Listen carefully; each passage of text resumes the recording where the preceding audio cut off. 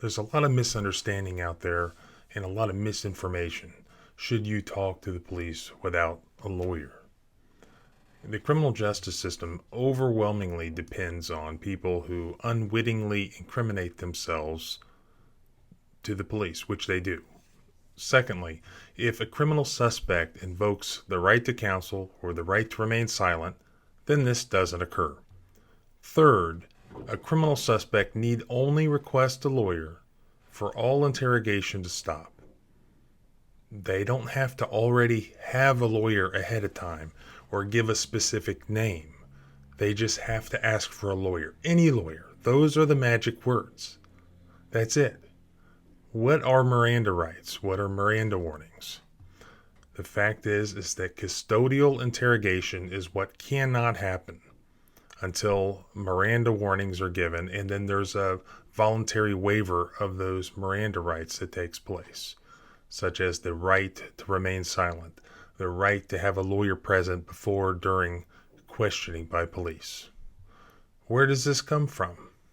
The Fifth Amendment to the U.S. Constitution, which says that no person shall be held to answer for a capital or otherwise infamous crime unless on a presentment or indictment of a grand jury, except in cases arising in the land or naval forces, blah, blah, blah.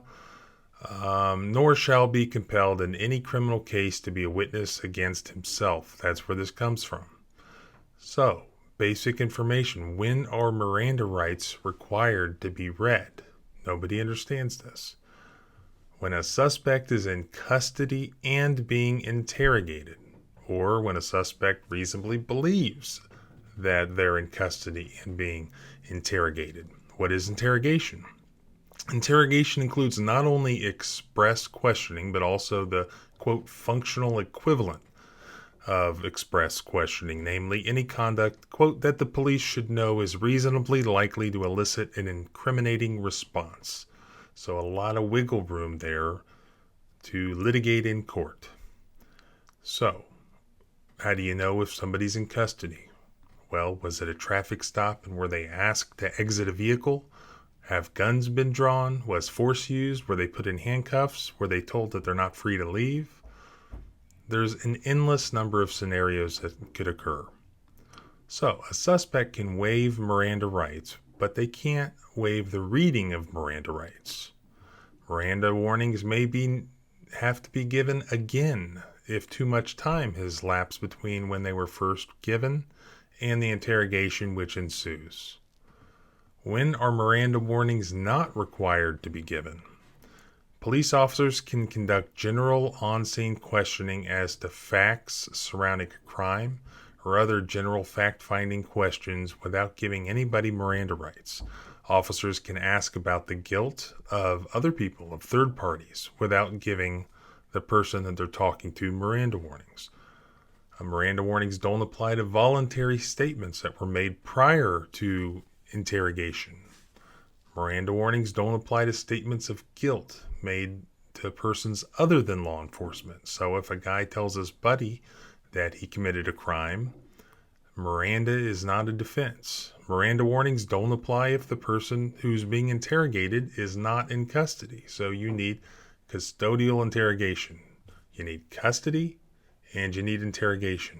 Both of those can be in question and can be litigated, but those are the two things that you need. Generally, you have to understand that law enforcement officers can ask any question that they want. Check out the 2009 Supreme Court case of Arizona versus Johnson. And all police officers' inquiries into matters unrelated to the justification for a traffic stop do not convert the encounter into something other than a lawful seizure, so long as those inquiries don't measurably extend the duration of the stop. So, traffic stops, there's no Miranda protection. So if a police officer pulls somebody over, they can ask questions which might elicit incriminating responses generally without having to give Miranda warnings first. Now that can change. Check out the case of Pennsylvania versus Bruder, U.S. Supreme Court 1988. Generally, police don't need to inform those stopped for traffic violations of their Miranda rights unless they're taken into custody. And we go back to these same questions. Well, all right, was there custody? Was the individual asked to exit the vehicle? Were guns drawn? Was force used? Were they put in handcuffs? Were they arrested? All those things would indicate custody, especially all of them together. But if there's no custody, no Miranda is required at traffic stops. What about silence? Post-arrest silence by a defendant after Miranda warnings have been given is inadmissible in court against a defendant. So if you invoke your right to remain silent and you are silent, that can't be used against you in court. If a defendant gives a statement, however, then his silence as to other matters may be admitted. That's the 1980 case of Anderson versus Charles. A defendant's pre-arrest silence may be will be admissible. So again, custody hasn't happened yet, as well as silence after arrest but prior to Miranda warnings. So when can a police officer not interrogate a suspect at all? Well, and this is the important part, a police officer may not interrogate a suspect if that suspect has requested a lawyer. Pretty simple. A police officer may not interrogate a suspect if that suspect has in any manner at any time prior to or during questioning stated that he or she wishes to remain silent. Period. Those are the two simple things. Remember, an officer may not interrogate if the suspect has requested a lawyer. Secondly, an officer may not interrogate if the suspect has in any manner at any time prior to or during questioning stated that he wishes to remain silent. Now, there are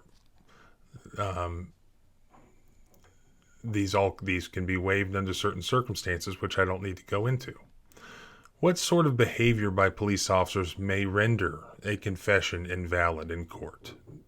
Now, a confession may be invalid if it's obtained as a result of the police withholding necessary, such as food, water, bathroom access, things of that nature.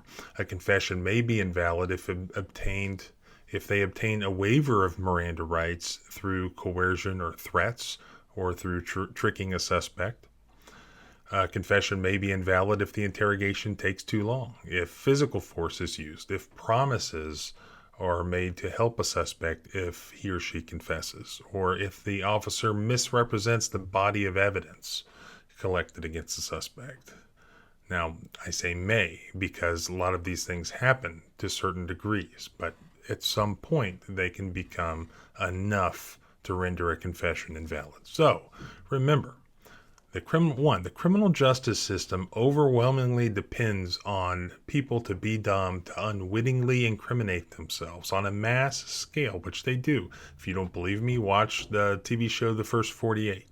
They almost all do. Secondly, if a criminal suspect invokes the right to counsel or the right to remain silent, then this doesn't occur. Third, a criminal suspect need only request a lawyer for all interrogation to stop. They don't have to have a lawyer ahead of time. They don't have to name a specific lawyer, just to ask for a lawyer, any lawyer. Those are the magic words. So, shut the F up and ask for a lawyer. Easy peasy.